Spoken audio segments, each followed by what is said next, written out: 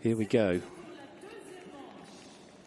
We're about 25 minutes, 30 minutes away from understanding and knowing who is going to lift the top 10 trophy in 2025. Last year, of course, it went the way of Martin Fuchs, Steve Gerdat the year before that, Henrik von Eckermann, Ben Mayer, Kent Farrington. Those are the last 5 winners. In the field tonight, there are 4 riders that have won it before. This man is still yet to win it, but he's out to start things off in the second round and at least show us the way. And if you were with us to watch the Grand Prix here 12 months ago, you'll remember that Harry Schmolders of Monaco won it from the front that day. What can they do from the front today? We will find out. Harry Schmolders of Monaco go first in the second round. They start on a score of 4. I don't think he'll be winning it today with 1 down, but certainly going to give it a go, isn't he, in the jump off? There's plenty of circumstances that could mean whoever ends up on the fastest 4 finds their way to the podium. Let's wait and see.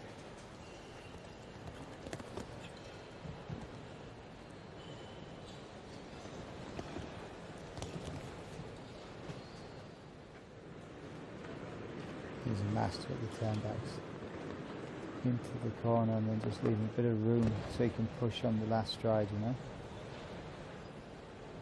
Like that. Never comes too deep off the turnback. Again, always leaves a bit of room that he can push the last stride. 1 left to go. Looking to start things off with a clear. He pushes up and over the Rolex fence, and we are off and running with the clear round in round 2 to go with the 4 from round 1. 48.53 is the final time on the clock. They will be set with a standard of 4, but the standard is set. That was a great round. I don't think he went as fast as he could, you know. It looked like he was holding back a little bit. Do you think that perhaps is because he's the first to go and he did want to make sure he had a clear round? Yeah. Absolutely. But, you know, I think if he was first to go and he was clear, you would have seen a whole other round, you know? Yeah. Then he would have been going all out. It looked like he was a little bit reserved in places. So, we reset. We go again with Richard Vogel and Claudio. Well, I don't think he'll be holding back. I think, yeah, I'm not sure any of them will now. No, I think most of these riders will be riding a different horse in the Sunday Grand Prix, so they've not got a lot to lose, you know. I think only Harry would be riding his horse in the final. Yeah.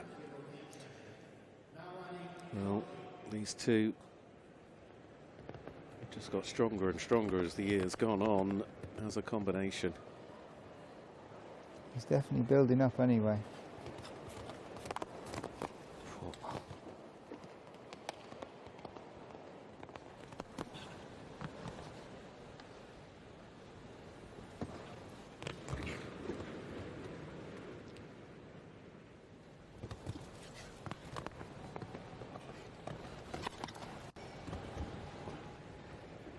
Over 2.5 seconds up he on really Harry. is the master of jump-offs at the minute. It's incredible how many risks he's willing to take.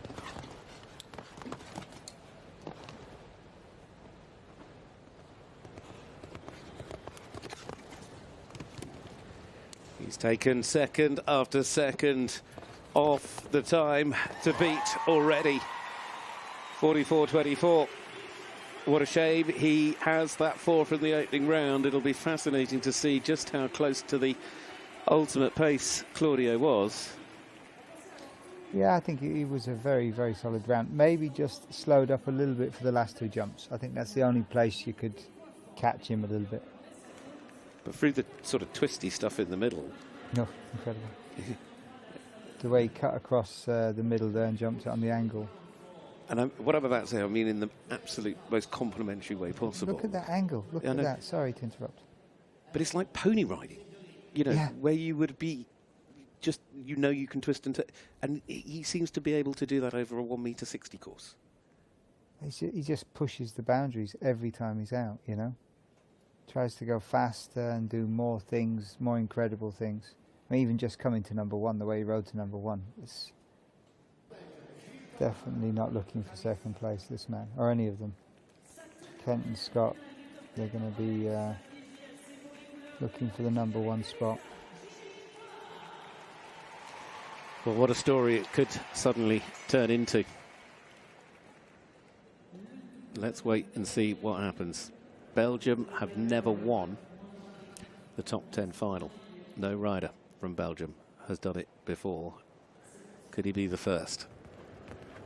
He's got everything it takes anyway. Gilles Thomas, Calista Dien.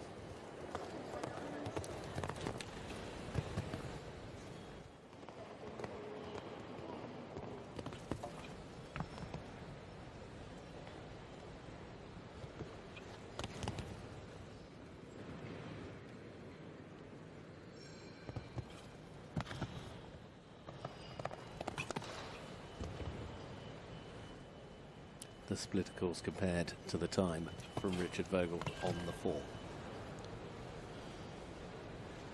Very good.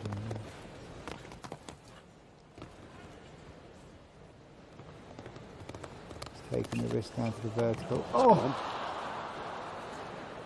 He's not going to beat Richard's time either, is he? Or is he? Not. No. He nearly did. Goes second. Richard Vogel is on the podium tonight. That vertical's really become the bogey jump in the jump off, you know. I mean, it just shows how well Richard rode that. Took all the risks in all the right places. I think that to gallop down to that vertical, it's such a long run to it. The horses end up just with no push underneath them. Just get too flat, too strung out. I think you have to set them up a little bit, take the risks in other places and just set them up a little bit more to jump that vertical. But now to Scott Brash. He's competed in 4 previously here. As I've said earlier, he won in 2014. Do you know, he's also been on the podium twice. So, you know, what can he do? No stranger to the podium, that man. No, he was second on Ursula. And now we wait to see. Scott Brash, first of the final 2. Great Britain, Hello Shadora Lady.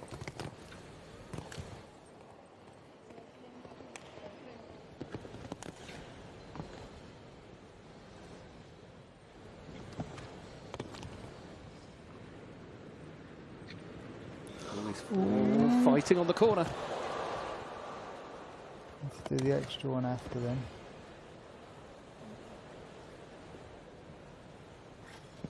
So good at improvising. He's got such quick reactions when something does happen that he can react and put it back in order. He needs the clear. That's what we're missing in this second round. And he's got over the fence, has caused all the problems. If he jumps this one, Scott Brash will lead. And he has there to the top of the board and guarantees a top 2 finish tonight. Scott Brash and Hello Shadora Lady, 45.63. You know, the way he came around that corner, ended up not really with the distance he wanted, still made it work, and then improvised afterwards. That's really one of his strongest abilities, you know, just to be able to think so quickly in the ring all the time. Is it thinking or is it instinct? Just sort of like that natural, you just know what to do instinctively? When something does go wrong, he's got the ability to fix it instantly. So yeah, it's a reaction, but it's also staying so cool in the head to do that. Scott's done what he can, but he knows there is time to be gained. And if there was anybody you didn't want still left to go, it was perhaps going to be this man. There is nobody who will have thought this through perhaps any more than this man. No, definitely this is not the man you want going last in this position. They all stand and watch. There is a tremendous camaraderie between riders, and the respect that they have for each other. But they are ultimately competitors. Who is it tonight? The last to go in the Rolex IJRC Top 10 final for 2025. The world number 1, Kent Farrington and Tuliana.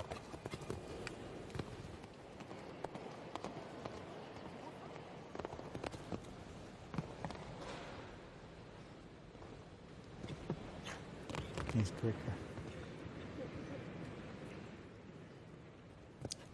Oh. Yeah. Still did the 6 there. He's down a little bit, which I find surprising. So it all comes down to taking the risk to the vertical.